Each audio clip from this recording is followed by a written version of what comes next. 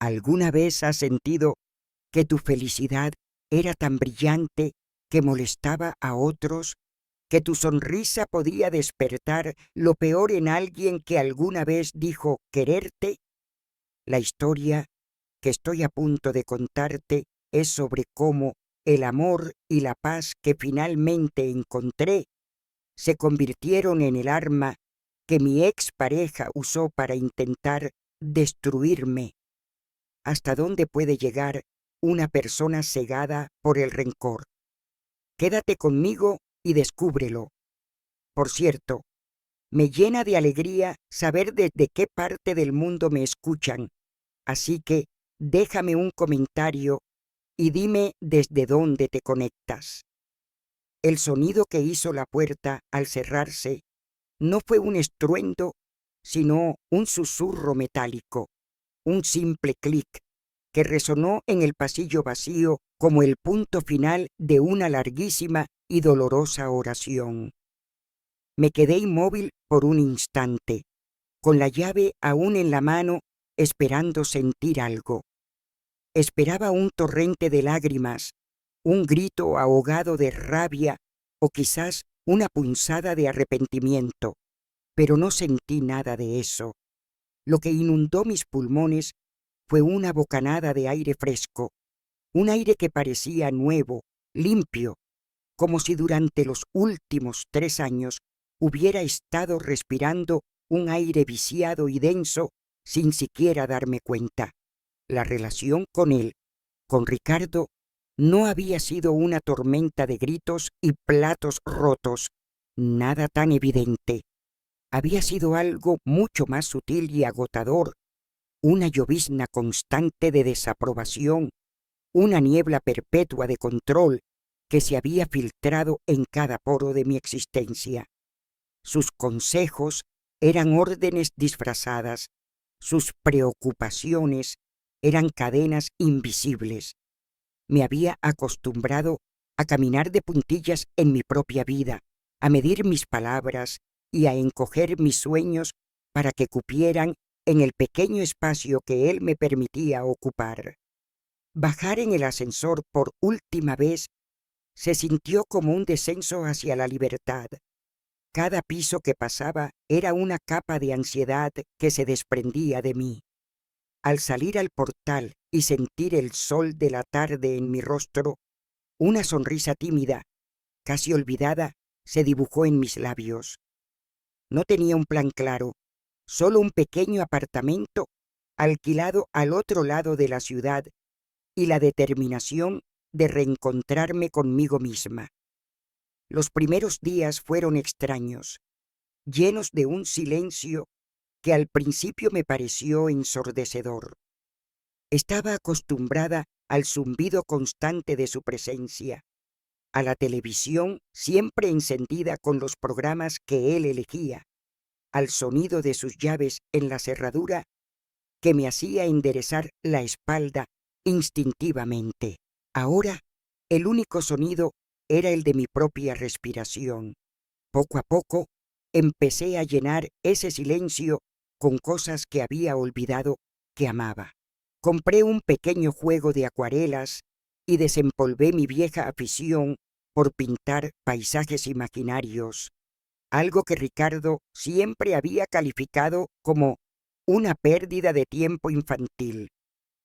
Volví a llamar amigas con las que había perdido el contacto, no porque él me lo prohibiera directamente, sino porque cada vez que quedaba con ellas, a mi regreso me esperaba un interrogatorio disfrazado de conversación casual que me dejaba exhausta. «Parece que te divertiste mucho», decía con un tono que no denotaba alegría por mí, sino sospecha. «Espero que no hayas hablado demasiado de nuestras cosas», añadía, construyendo un muro invisible entre mi vida personal y el resto del mundo. Redescubrí el placer de caminar sin rumbo fijo, de sentarme en un banco a leer un libro hasta que el sol se ponía, sin tener que enviar un mensaje de texto explicando dónde estaba y a qué hora volvería. Era como aprender a caminar de nuevo después de haber estado mucho tiempo inmovilizada. Fue en una de esas exploraciones de mi nueva libertad cuando conocí a Marcos.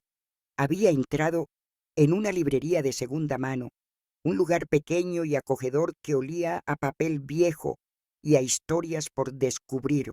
Yo estaba concentrada, pasando el dedo por los lomos de los libros de una estantería alta, cuando sin querer derribé una pequeña pila de novelas de bolsillo que cayeron al suelo con un ruido sordo.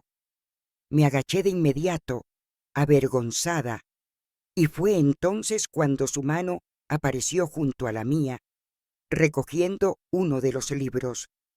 «No te preocupes», dijo con una voz cálida y una sonrisa que no tenía ni un ápice de juicio. «Estos libros tienen alma de aventureros, siempre están intentando escapar». Levanté la vista y me encontré con unos ojos amables, del color de la miel. Era Marcos. Empezamos a hablar, allí mismo, sentados en el suelo, rodeados de libros. Le hablé de mi amor por las novelas clásicas y él me habló de su pasión por la historia. La conversación fluyó con una naturalidad que me desarmó. Con Ricardo, cada conversación era un campo de minas. Tenía que tener cuidado con lo que decía, cómo lo decía, porque cualquier opinión que difiriera de la suya podía desencadenar un debate agotador en el que él siempre tenía que ganar. Marcos, en cambio, escuchaba, hacía preguntas, mostraba una curiosidad genuina por mis pensamientos, y cuando no estaba de acuerdo en algo, lo expresaba con un respeto que yo no sabía que podía existir en una conversación de pareja. Nuestra primera cita fue un simple paseo por el jardín botánico. Recuerdo que me puse un vestido de flores que llevaba años guardado en el armario porque a Ricardo no le gustaba. Decía que era demasiado llamativo. Con Marcos me sentí yo misma. Hablamos durante horas, no de temas profundos o trascendentales, sino de pequeñas cosas, de la primera mascota que tuvimos, de nuestro sabor de helado favorito, de los sueños que teníamos de niños. Con cada palabra, con cada risa compartida, sentía como una costra de hielo alrededor de mi corazón comenzaba a derretirse. Él no intentaba impresionarme, no presumía de sus logros ni minimizaba los míos. Simplemente estaba presente, de una forma honesta y serena. Después de años, sintiéndome como un satélite que giraba en torno al sol egocéntrico de Ricardo, la sensación de ser vista y valorada como un igual era abrumadora y maravillosa.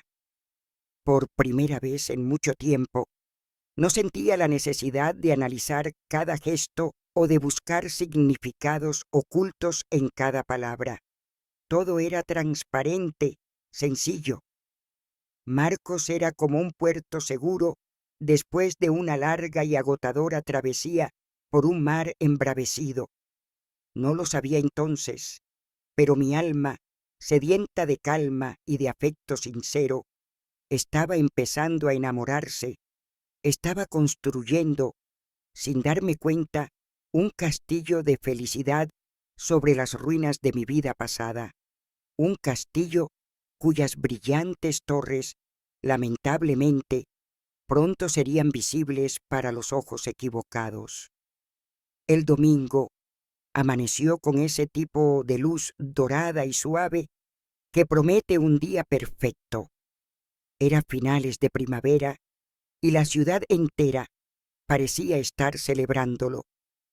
Marcos y yo habíamos decidido pasar el día en el gran parque central, un oasis de verdor que se extendía como un pulmón en medio del ajetreo urbano. La mañana Fue una sucesión de momentos pequeños y felices. Preparamos juntos una cesta de picnic, discutiendo en broma sobre si era más importante llevar sándwiches de queso o de pavo. Él insistía en que la clave de un picnic exitoso era la tortilla de patatas, y yo me reía mientras le pasaba los huevos, sintiendo una calidez en el pecho que nada tenía que ver con el sol que entraba por la ventana de la cocina. Era una domesticidad cómoda, fácil, sin las tensiones ni las reglas no escritas que habían definido mi vida anterior. Recuerdo que, mientras cortaba unas fresas, me detuve un segundo a observar a Marcos. Estaba de espaldas a mí, tarareando una canción desafinada mientras untaba mantequilla en el pan, y me invadió una ola de gratitud tan intensa que casi me hace llorar. Era la simple gratitud por la normalidad, por la paz, por sentir que podía ser yo misma en el espacio más cotidiano. Encontramos un lugar perfecto en el parque, bajo la sombra generosa de un roble centenario, cerca de un pequeño lago donde los patos nadaban en perezosos círculos. Extendimos la manta y nos tumbamos sobre la hierba, sintiendo su frescor en la piel.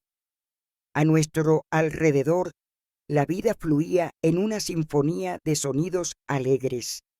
Las risas de unos niños que jugaban a la pelota, el ladrido lejano de un perro, el murmullo de las conversaciones de otras familias.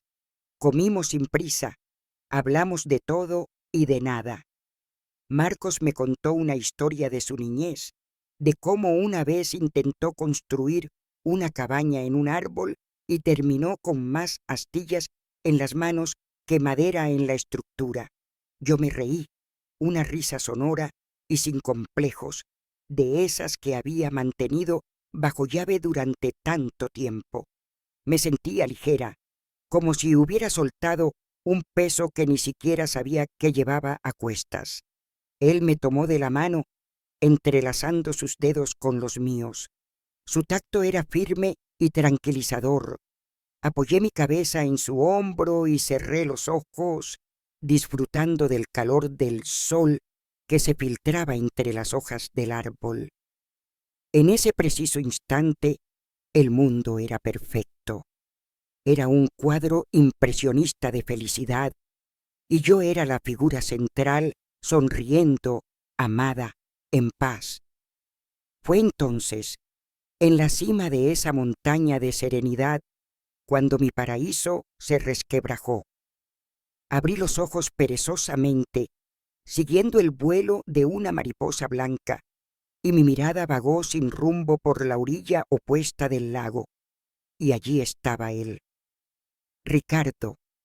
Estaba de pie junto a un sendero a unos 50 metros de distancia, lo suficientemente lejos como para no oírnos, pero lo suficientemente cerca como para verlo con una claridad aterradora. El tiempo pareció detenerse. El sonido de las risas de los niños se desvaneció. El calor del sol se convirtió en un frío glacial en mi piel. Estaba vestido con la misma ropa oscura que siempre prefería, como si fuera alérgico a los colores vivos. No estaba paseando, no estaba haciendo ejercicio, estaba simplemente allí, de pie, observando. Nuestras miradas se cruzaron por encima del agua resplandeciente, y lo que vi en sus ojos me paralizó. No era la tristeza de un amor perdido, ni la melancolía del recuerdo. Era algo mucho más oscuro y afilado. Era la furia helada de un rey destronado que ve a su antiguo súbdito prosperar en otro reino. Vio mi cabeza apoyada en el hombro de Marcos. Vio nuestras manos entrelazadas. Vio la sonrisa en mi rostro, una sonrisa que él rara vez había conseguido provocar. Su mandíbula se tensó visiblemente y sus ojos se entrecerraron en una expresión de puro y gélido resentimiento. Fue una fracción de segundo, pero en esa mirada leí un tratado completo sobre el orgullo herido y la posesividad. Sentí un impulso eléctrico de pánico. Mi primer instinto fue soltar la mano de Marcos, enderezarme, borrar la sonrisa de mi cara, como si aún tuviera que rendirle cuentas. Mi cuerpo reaccionó con los viejos reflejos del miedo, la costumbre de apaciguar su mal humor. Pero me contuve. Una nueva fuerza, nacida de mi nueva vida, se reveló en mi interior. ¿Por qué debía esconderme? ¿Por qué debía sentirme culpable? ¿Por ser feliz? Apreté la mano de Marcos con más fuerza, en un gesto desafiante que solo yo entendía. Ricardo no se movió. Siguió mirándome fijamente, y en esa quietud había una amenaza implícita, una promesa silenciosa de que esa imagen, mi felicidad con otro, no quedaría sin consecuencias. Luego, tan repentinamente como había aparecido, se dio la vuelta y se marchó, desapareciendo entre la multitud. Pero su presencia tóxica se quedó impregnada en el aire como el olor a humo después de un incendio. Marcos debió de sentir la tensión en mi cuerpo, porque se giró hacia mí. ¿Estás bien? De repente te has puesto pálida, dijo con su voz llena de preocupación. Yo intenté sonreír, pero el gesto se sintió frágil como una máscara de cristal. No es nada, solo creo que me dio un poco de frío. Mentí. No podía contarle. No quería manchar nuestro día perfecto con la sombra de mi pasado. Pero mientras recogíamos nuestras cosas y caminábamos de vuelta a casa, una inquietud profunda se había instalado en mi alma. La mirada de Ricardo no había sido el final de una historia. Se sentía con una certeza aterradora como el prólogo de una nueva pesadilla. La semana siguiente transcurrió bajo una extraña dualidad. Por un lado, intentaba con todas mis fuerzas aferrarme a la normalidad, a la rutina tranquilizadora que había construido. Fui a mi trabajo, me concentré en mis tareas, quedé con Marcos para ir al cine y cenar. Hablamos, reímos, hicimos planes para el fin de semana. En la superficie todo parecía igual, pero por debajo, en las corrientes subterráneas de mi mente, la imagen de Ricardo en el parque se repetía en bucle. Cada vez que sonaba mi teléfono y veía un número desconocido en la pantalla, mi corazón daba un vuelco. Cada vez que un coche circulaba demasiado despacio junto a mí en la calle, sentía un escalofrío en la nuca. Me encontré mirando por encima del hombro más de una vez, escudriñando los rostros de la gente en el metro, buscando el suyo. Era una paranoia sutil, un zumbido de ansiedad de bajo nivel que se negaba a desaparecer. Me reprendía a mí misma, diciéndome que estaba exagerando, que solo había sido una coincidencia desagradable, un encuentro fortuito en una ciudad de millones de personas. Él ya no formaba parte de mi vida. Me repetía como un mantra. ¿Qué podría hacerme? Sin embargo, conocía su naturaleza. Sabía que su orgullo era un animal herido y peligroso, y que nunca había sabido perder. Ricardo no era de los que pasan página. Él prefería arrancar la página, quemarla y esparcir las cenizas para asegurarse de que nadie más pudiera leerla. El martes por la mañana llegó como cualquier otro día. El sol de la mañana se filtraba a través de las persianas de mi cocina, creando rayas de luz en el suelo de madera. El aroma del café recién hecho llenaba el pequeño apartamento, un olor que para mí se había convertido en el perfume de la independencia. Puse la radio y una melodía de piano suave y optimista comenzó a sonar. Me serví una taza de café, le añadí un poco de leche y me apoyé en la encimera, disfrutando del calor entre mis manos. En ese momento sentí una profunda sensación de paz. Pensé en Marcos, en la película que habíamos visto la noche anterior, en la forma en que su mano había encontrado la mía en la oscuridad del cine. Una sonrisa se formó en mis labios. Quizás, solo quizás, estaba siendo paranoica. Quizás el encuentro en el parque no había significado nada. Quizás, por fin, era libre. Fue en ese preciso instante, como si el destino tuviera un retorcido sentido de la ironía, cuando sonaron los golpes en la puerta. No era el toque rápido y ligero del repartidor de paquetes, ni el golpeteo amistoso de un vecino. Eran dos golpes, secos, firmes y autoritarios. El tipo de golpes que no sugieren, sino que exigen. La melodía de piano en la radio de repente sonó discordante, casi burlona. El café en mi taza pareció enfriarse al instante. Dejé la taza en la encimera, notando cómo mi mano temblaba ligeramente. Caminé hacia la puerta con una sensación de pesadez en el estómago, como si supiera, de alguna manera, que quienquiera que estuviera al otro lado no traía buenas noticias. Miré por la mirilla y mi corazón se hundió hasta los pies. Dos figuras uniformadas, un hombre y una mujer, esperaban en mi rellano. Sus expresiones eran neutras, profesionales, lo que las hacía aún más intimidantes. Respiré hondo, intentando calmar el temblor de mis manos, y abrí la puerta. «Buenos días», dije, mi voz sonando más débil de lo que pretendía. «Buenos días», respondió el hombre con un tono cortés pero impersonal. «¿Es usted?» Dijo mi nombre completo, y el sonido de mi identidad en su boca se sintió como una acusación. Asentí en silencio. «Somos del Departamento de Inmigración», continuó, mostrándome una identificación que apenas registré. «Necesitamos hacerle algunas preguntas. ¿Podemos pasar?» Cada palabra que pronunciaban era como un martillo golpeando los cimientos de mi nueva vida.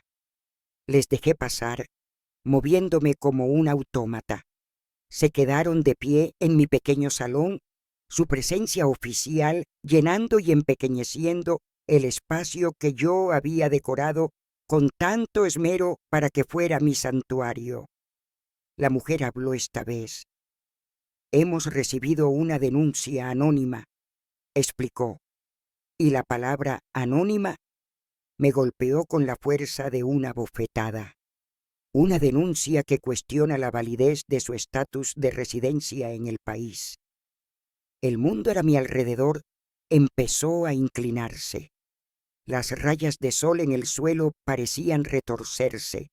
La música de la radio se había convertido en un ruido blanco e ininteligible. Yo tenía todos mis papeles en regla. Mi proceso había sido largo, costoso y completamente legal. Pero la verdad no parecía importar en ese momento.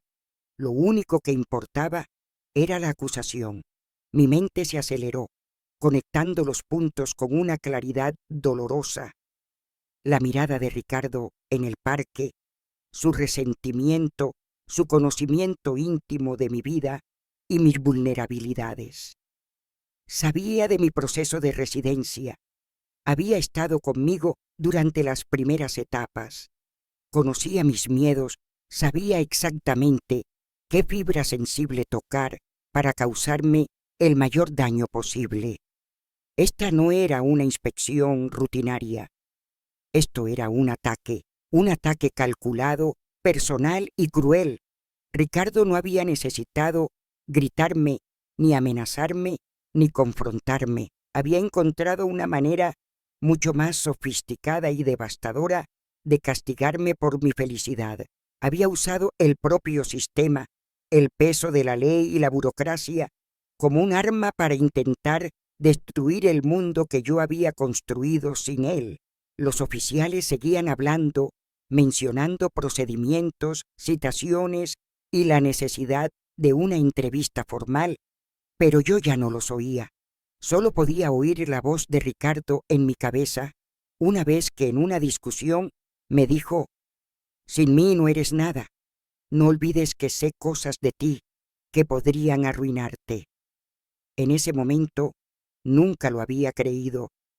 Ahora, de pie en mi salón inundado de sol, que de repente se sentía frío y hostil, comprendí que no había sido una amenaza vacía, había sido una promesa, y la estaba cumpliendo.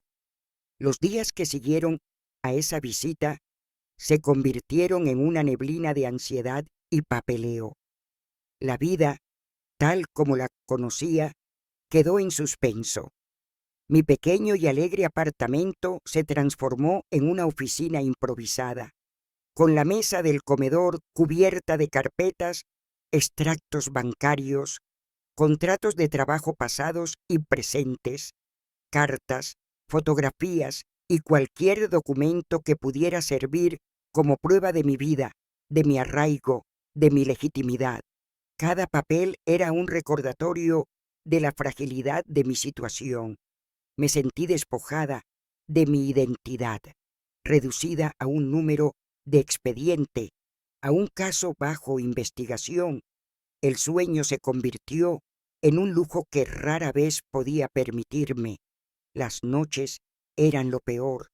Me despertaba en la oscuridad, con el corazón latiendo desbocado, repasando mentalmente cada formulario que había rellenado años atrás, cada entrevista que había tenido, buscando cualquier posible error, cualquier inconsistencia que pudiera ser usada en mi contra.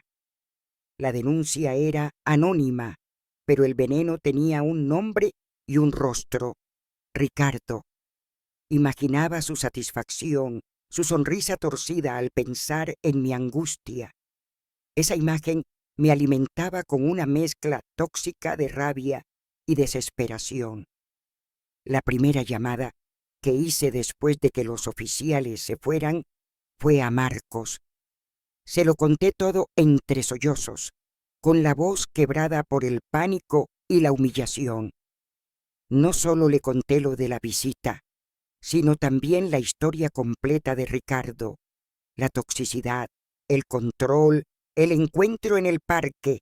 Había evitado entrar en detalles sobre mi pasado por miedo a parecer dañada, a asustarlo, pero ahora la verdad se derramaba sin filtros. La reacción de Marcos fue mi primera balsa en medio del océano de pánico. No hubo ni una sombra de duda en su voz, ni un momento de vacilación. Solo hubo calma, fuerza y una promesa inquebrantable. Estamos juntos en esto. No vas a pasar por esto sola. Y cumplió su palabra. Se convirtió en mi roca, en mi ancla. Llegaba a mi casa después de su trabajo y, en lugar de ir a cenar o al cine, se sentaba conmigo en el suelo, rodeado de papeles, ayudándome a clasificar, a fotocopiar, a resaltar. Él leía los fríos y enrevesados textos legales, tratando de traducirlos a un lenguaje que yo pudiera entender. Cuando la frustración me hacía llorar, él simplemente me abrazaba sin decir nada, permitiéndome descargar mi miedo hasta que solo quedaba el cansancio. Una noche, mientras revisábamos por enésima vez un viejo contrato de alquiler, me derrumbé. «No es justo, Marcos», susurré, con la cara escondida en mis manos. «Yo no he hecho nada malo, solo quería ser feliz». Él me apartó las manos del rostro con delicadeza y me miró directamente hasta los ojos. «Lo sé», dijo con una firmeza que me llegó al alma, «y por eso vamos a luchar. La verdad está de nuestro lado. El problema no eres tú, es él. El problema es su oscuridad, no tu luz». Sus palabras se convirtieron en mi mantra. Busqué asesoramiento legal.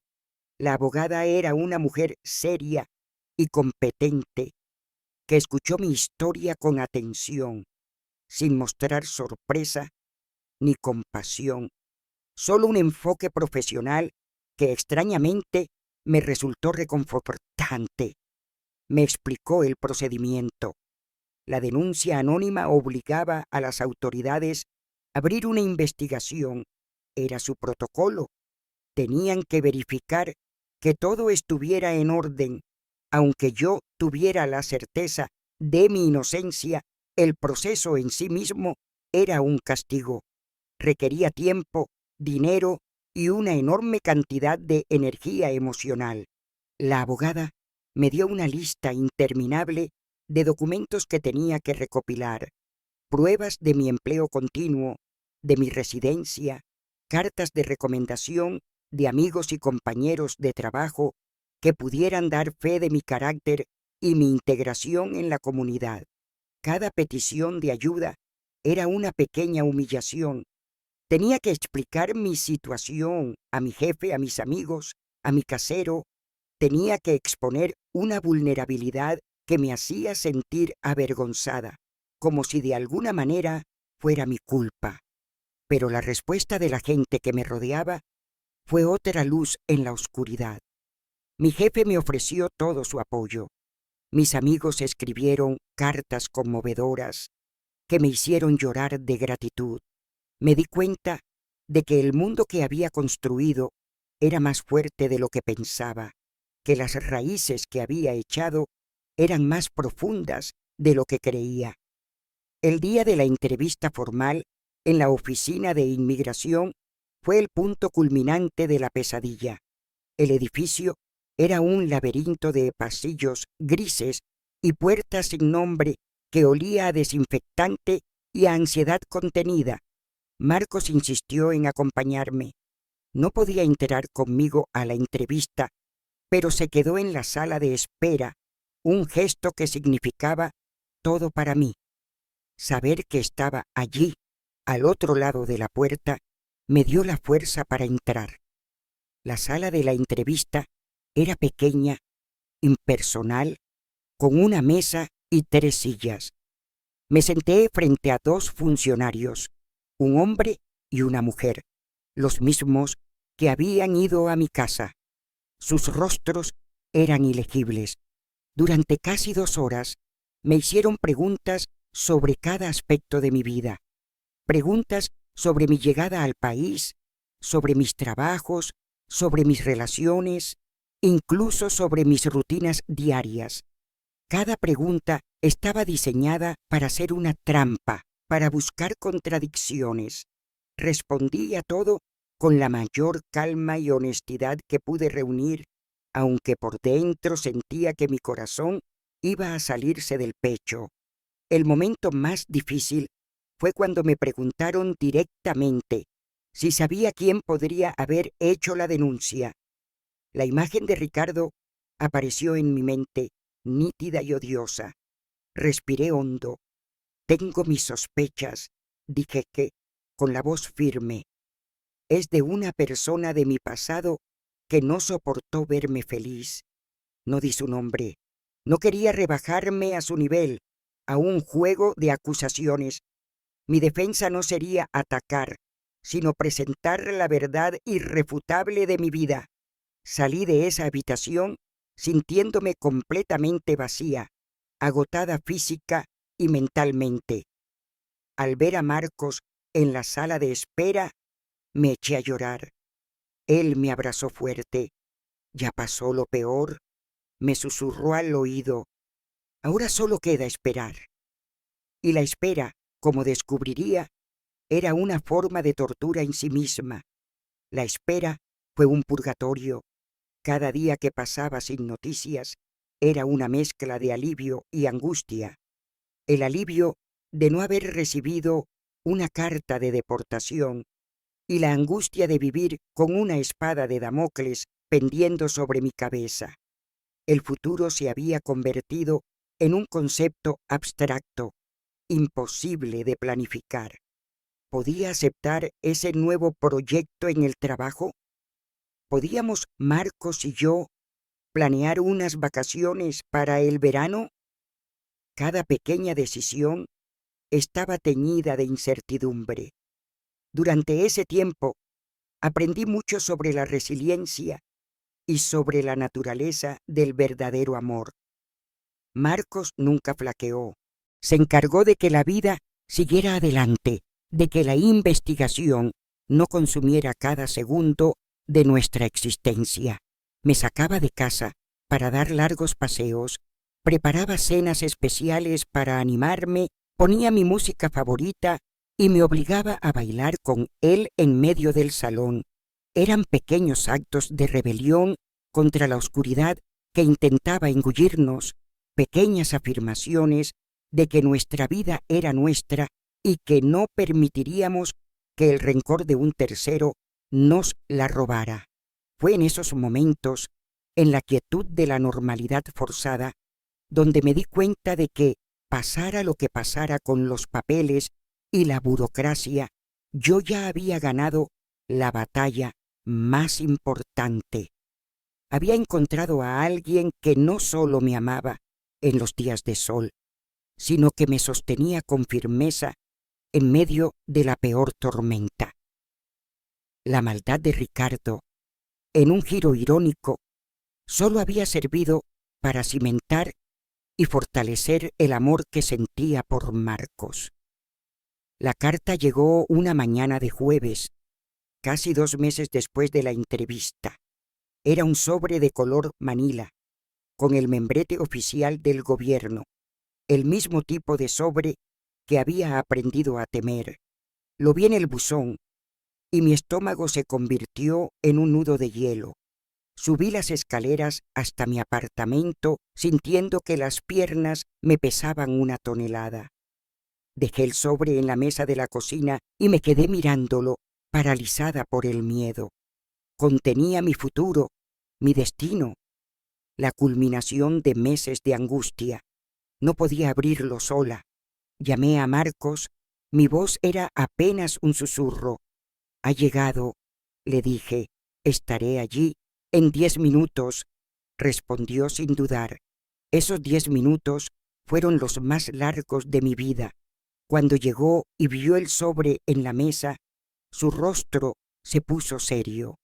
Se acercó, me tomó de las manos, que estaban heladas, y me miró a los ojos.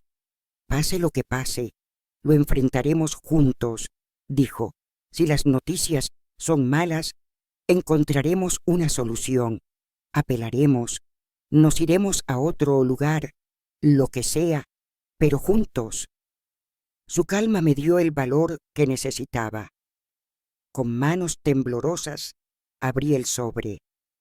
Dentro había una sola hoja de papel. Mis ojos escanearon el denso texto legal, buscando las palabras clave. Y entonces las encontré.